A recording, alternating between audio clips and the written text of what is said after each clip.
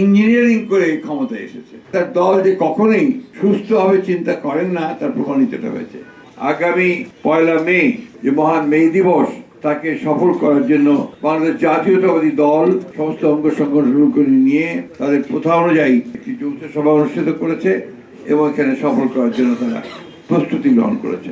মে দিবস শুধু একটি দিবস নয়, মে দিবস আপনি ইতিমধ্যেই শুনেছেন যে এটা গোটা বিশ্বের সকল মেহনতি মানুষ যারা কাজ করে শ্রম দিয়ে যারা তাদের জীবিকা নির্বাহ করে এবং যাদের শ্রমের উপর রক্তের উপরে সভ্যতা নির্মিত হয় সেই শ্রমিকদের একটা অত্যন্ত গুরুত্বপূর্ণ দিবস মে দিবস। এই দিনে আপনারা জানেন যে রক্তের মধ্য দিয়ে একটা দাবি আদায় হয়েছিল 8 ঘন্টা কর্ম সময়ের জন্য। এই দিনটি বাংলাদেশে আমাদের জন্য অত্যন্ত গুরুত্বপূর্ণ।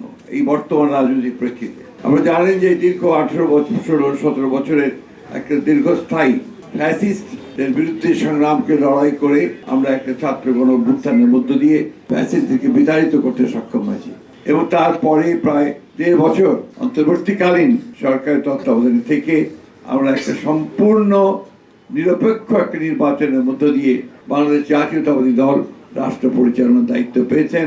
আমাদের নেতা তারেক রহমান সাহেবের নেতৃত্বে তিনি প্রধানমন্ত্রী হয়েছেন। আমি আজকে এক পত্রিকা একটি সংবাদ দেখলাম, যে সংবাদটি আমাকে অত্যন্ত আহত করেছে। যে জামাত ইসলামের আমির তিনি বলছেন যে বিএনপি ইঞ্জিনিয়ারিং করে ক্ষমতায় এসেছে। আমি এটা তীব্র নিন্দা জানাচ্ছি, প্রতিবাদ জানাচ্ছি এবং তিনি বা তার দল যে কখনোই সুস্থভাবে চিন্তা করেন না তার প্রমাণিত হয়েছে।